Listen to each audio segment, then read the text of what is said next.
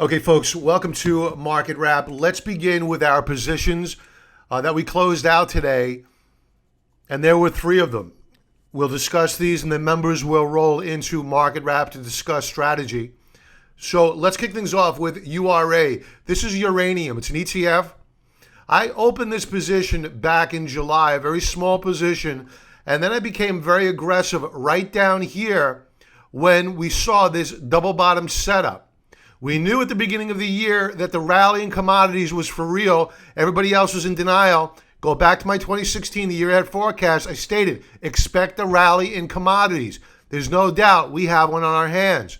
So we broke out above this upper band of resistance. We added more, and it was off to the races. The problem is when we hit $16 per share, and we went into this bull flag formation. We had a breakout and then a failure, a breakout point failure. And that's never, ever good because we know at a bare minimum we're going to come back down and retest the lower band of support. And the rule is if you break below and close below that lower band of support, you must stop out. And that's what we did today because we want to preserve our profits. That's what's critical. Preserve your profits. So while, yes, could we have sold at 1604 had we had the power of mystic projection that would be the top? Sure. But we're not going to cry about the fact that we made a heck of a profit. So URA, I'm going to look to get back involved with at some point in time in the future. But right now, there's pressure on commodities. I'm not looking to hope when I should fear. I want to protect my profits and then move back into either uranium or a better trade with a better risk-to-reward opportunity. Take note of both lines on Stoke trading below 50. That's never, ever good. That means bad things. So there's probably going to be lower lows on uranium. Again, we'll look to get back in at lower support levels, maybe down at 1405. And we'll check back in with uranium soon. Apple. We opened this one up yesterday afternoon after the market had closed. I was looking at the chart. I was watching an interview with Tim Cook, very good interview. Jim Cramer was conducting the interview, and I felt that the interview was enough to move the stock higher where the technicals looking good. So I took a look at the chart. Sure enough, we had 2 days of bottoming action near the third standard deviation Bollinger Band. We bounced off of support last seen back in January, which acted as a launching pad. It was also support back here in August. So we knew we had a good risk to reward entry point. So we pulled the trigger after hours. Sure enough, it popped higher. Why did I sell? The reason I sold is because the market was weak. And while initially my price target was up to this upper band of resistance, my concern is that the stock would fade into the close if the markets really gave way. The markets closed off the lows of the day, so Apple did close respectfully, but it did close right into resistance. So I didn't want to fight it. I had a profit, quick profit, and we booked it. We look for another trade. And the last position that we closed out today was Potash. We bought aggressively down here when nobody else wanted it. Again, we saw the bull market coming in commodities. We were bullish on the precious metals, to a lesser extent bullish on agriculture plays like Potash. Potash is a 6% yielder. So in this environment, the thesis is that with commodities rallying and Potash paying a big dividend, that the shares should consolidate and break out. Sure enough, they did. Now, what happened? A couple of things. One is that we began to put in a series of lower highs beginning here on March the 7th at 1908, then a subsequent lower high at 1896, and then at 1875. Then they reported earnings. Earnings were not good. They dropped down below support, but they did hold a prior support level here, last seen back in February. So we held on to shares. The goal was for Potash to recapture this support level. It did not. Today, it broke down below the February support level. Therefore, first out, best out, protect your profits. Don't hold this stock because it's paying a dividend, because this stock could drop 6% in a day. So if you're hoping to earn 6% a year on a stock, that's a crazy bet. Never own a stock because of a dividend. If it's not behaving properly, if it's underperforming the rest of your portfolio, trim it. So those are the three trades we closed out today. Members, let's segue into market wrap, and we'll discuss our strategy as we proceed into the back half of the week, because there is a lot of economic data and these markets are growing weak. All right, let's talk first about economic data that's coming out tomorrow. Tomorrow we get the ADP employment read. That will give us a glimpse into non-farm payrolls. The markets will not sell off or rally on this number, but they will take their cue from this number on how to position, either hedge or take some hedges off in anticipation of non-farm payrolls. Also tomorrow, factory orders, ISM services index, crude inventories. That could move crude, which dropped today. More to come on that. So a lot of economic data coming out tomorrow, and then the Pimp Mac Daddy of them all, non-farm payrolls. That's on Friday. All right, the Dow Industrial Average. All right, so we broke down below support today. We rallied off the lows of the day. I wanted to add to shorts. Too much economic data out there that's yet to be reported. A lot of volatility. I decided, no, we have a sufficient enough position now where if we began to crater, we would do just fine. So no reason to take on more risk right now. Volume was average, not huge volume today. So no real reason to get aggressively short the market. In particular, in this case, the Dow Jones. Lower highs all over the place. This chart is just a mess. Take note of both lines on Stokes now trading below 50. I always warn about this. The path of least resistance in my book, given the price, volume, and forward-looking indicator action, like the Stokes and RSI, the path of least resistance is to the downside. S&P 500 daily chart. We broke down below support. Remember yesterday, we managed, after closing down below it last week, we managed to recapture it. In fact, we recaptured the 2080 level yesterday. What happened today? Smackdown. That's volatility, folks. And you don't want a tremendous amount of volatility when you have an index setting up for a possible rally. Right now, that rally to me is all but dead. Volume average. So you could see by volume action being only average and price action being subpar that you don't have a ton of conviction by institutions yet that this bull market is done. The resumption of the downtrend is more than likely. You had Jim Paulson, big trader, come out today saying that the markets will probably see all-time highs soon. I'm not buying that. Perhaps a knee-jerk reaction with a quick rate cut out of the Federal Reserve might cause a rally, or probably cause a rally, but that would be a knee-jerk reaction. Just look what it did for the Japanese. Their markets are doing worse than ours, and they're negative in interest rates. So, back to the S&P 500. The path of least resistance is to the downside. Take note, both lines on Stoke, fast line, slow line, trading below the 50 level, which is the neutral level. Not good when both lines are trading below that level. IWM, another slap down today. Remember yesterday, bullish key reversal. We should have had a follow through today. The fact that we didn't follow through and we broke down today, that tells you, be careful out there, because when you have a bullish setup fail, more than likely you're going to have support levels broken very soon.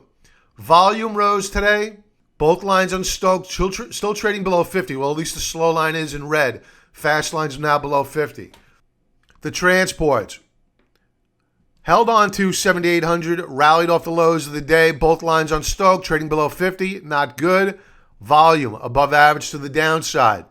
The U.S. dollar. Okay, so we talked about the U.S. dollar a lot over the weekend. We talked about it last night. We anticipated a rally. CNBC attributed the rally to a Fed governor's statement that there's going to be 2 rate hikes in 2016. Give me a break. That's not going to happen. We knew from the charts. The charts told us the dollar was oversold. It was going to rally. The 2-hour chart was already telling us, expect a rally. Sure enough, today, bullish key reversal. We're probably going to head up to 93.25. During that time frame, assuming that we fail at that level, that's our opportunity to go buying commodity names. If we rally up and through 93.25, the next resistance level is 93.50. We still will not touch commodities. Perhaps nibble, scratch the itch, but we will not get aggressively long. So allow the dollar to have its rally. More than likely, it'll fail, just like it did here, just like it did here, etc. I don't want to go through all of them. The USO, I mentioned last night, watch out for oil because it can impact the energy sector, and it did. It also impacted the junk bond market today. Be aware of the threat of declining oil and the impact that it can have on the energy complex. And any weakness in the energy complex means a threat to the junk bond market. So we don't have a breakdown yet on oil. Volume was light. So I'm not going to go running around like Chicken Little just yet, but just beware. Especially if the dollar does rally. That will be bearish for oil. Energy, as I mentioned, we set up nicely, right? We had bottoming action, good support. All it needed to do was break out above this upper band of resistance. And this is a perfect example of why I always say don't buy into resistance. Never, ever do that. Sometimes you'll get lucky and it'll pop higher. But if you use it as a rule, the vast majority of times you will be rewarded because look what happened today. It dropped down below support, and it's probably going considerably lower. And this volume yesterday was a clear sign that there were some troubles on the horizon. So energy not looking good. Look for support at 30.91 on the IXC. Brazil. All right, so we had our key reversal on the US dollar. Brazil got hammered. We could probably see a pullback to probably the rising 50-period moving average. If we see weakness in the US dollar and we see support at the rising 50-period moving average, we'll look to buy the BRZU. But right now, this chart is not looking good. Obviously, we broke down below a key support level. In fact, we're going to retest another one tomorrow at 85.05. The SQQQ puts a short of the triple Qs. Good day today. We closed above 20. Good sign. Volume good. So we'll remain long of the SQQQ. It looks like Facebook. Let's bring up Facebook for a moment. Facebook looks weak. And I believe Amazon was down as well. All right, so daily chart of Facebook, Doji star formation, no follow through on yesterday's bullish key reversal. So what we want to do is take a look at the intraday chart, see how it's setting up. Let's go with a 30-minute chart. All right, so you can see on a 30-minute chart a series of lower highs. If we break 117.02, Facebook is a short. So be careful of Facebook, folks. TZA. Great day today. I shouldn't say great. Good day today. Why is it not great? It's because we have topping action at resistance, $42 per share. That concerns me. No reason to sell just yet. They'll probably try to take it out once again. If it shows more resistance at that level, we may just trim back on our position in anticipation of a pullback. Volume was good. Indicators are looking good. Stokes are beginning to break out. So TZA is looking okay. Nugget. All right, so a lot of inquiries about NUGT. A lot of questions as to when we should buy. I had mentioned that the 104 level was the beginning of our kill zone where we would look to open a position. Why didn't I open a position? The reason is that 104 was at the high end of the range. 90 is at the low end. What I wanted to see today, and I'll go to an intraday chart to explain it further, I wanted to see whether or not A, we would hold 105. Why does that matter? 105 marks the convergence of the prior upper band of resistance and the prior lower band of resistance. It also reflects nearly the lows of this gap higher on the 29th.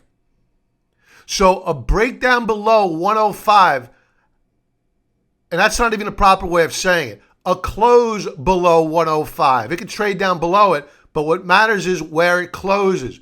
A close below 105 means it's probably going lower because this is a breakout point failure. Now, when would I change my tune? Let's go to an intraday chart. Note volume before I do that, declined today. There wasn't a huge number of sellers out there.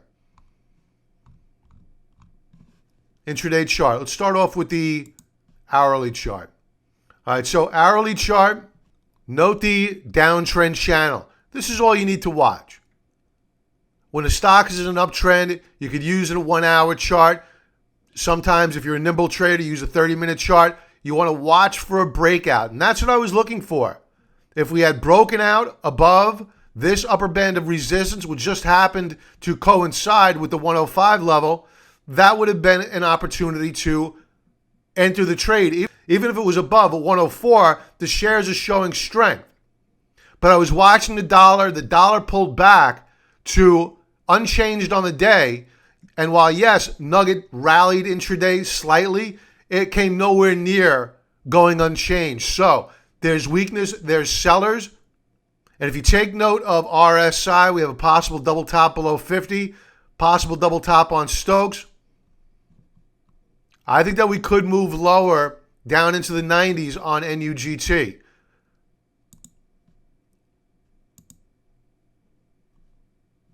Two-hour chart.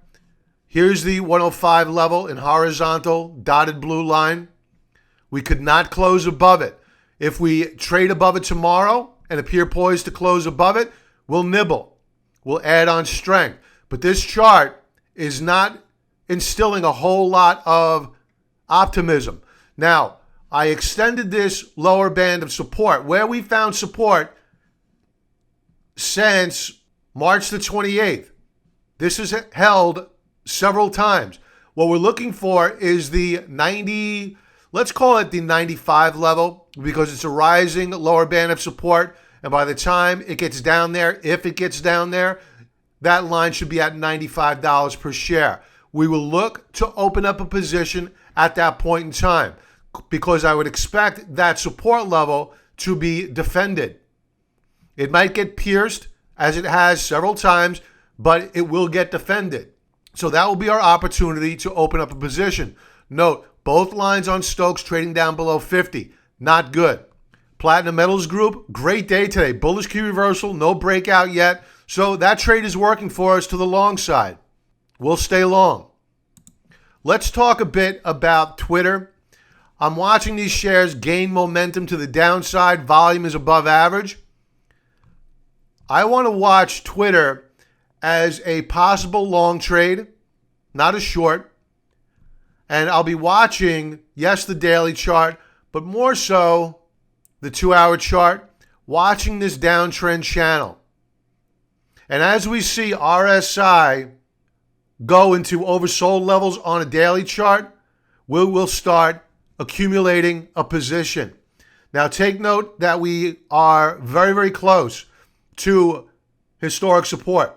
If we break down below 1391, I think that we're going a lot lower on Twitter. So no time to go rushing in just yet. Just want to add to our watch list of stocks that are weak, getting weaker, and that could provide us a lot of upside potential.